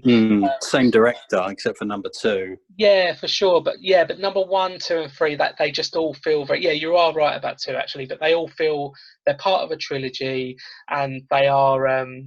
I'm not talking like a story trilogy per se, but they're part of. They're 3 games that are all kind of joined by, you know, the term Dark Souls. Similar mechanics and it stuff just like means, that. Yeah, exactly. And the term Dark Souls, which just means so much. And yeah, I've really enjoyed talking to you about it actually today. It's been awesome. Yeah, I apologise if this has gone on quite long, you know, to our listeners.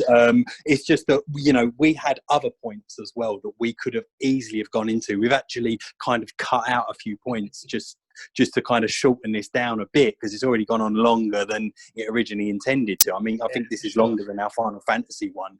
But yeah, I mean, we could have easily essentially been talking about this for hours and hours. Oh, for sure. Yeah, and we probably will do more episodes, you know, if it's received well, and you know, talking about, you know, specific things if need to. But yeah, one thing I want to say before we sign off is that me and Dan are actually going to be playing through Bloodborne together. It's going to be my first time playing it, and we'll be streaming that to the Bearded Robot YouTube channel. So look out for that. That's going to be awesome. Yeah, I've played it before. But it's going to be my new game plus, and I'm going to be kind of helping Pete, kind of essentially how we did it back in the day with Dark Souls kind of thing. And he's got the Orphan of Kos and enemy bosses like that to look forward to, if anyone knows what that is. So he's in for a world of shit, pretty much. Yeah, I'm not looking forward to that.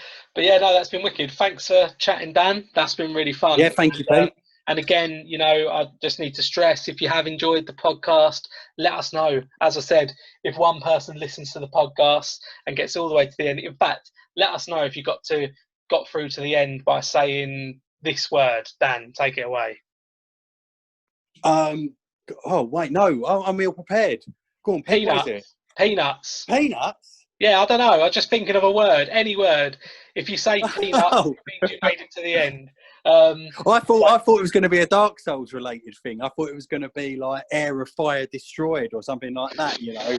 But, I won't make somebody say that. Peanuts it is then. Peanuts is going to have to be, I'm afraid. So yeah, peanuts to that. All right, wicked. Thanks, Dan. Thanks everyone for listening. Thanks, Pete. And yeah, we'll see you in the next episode.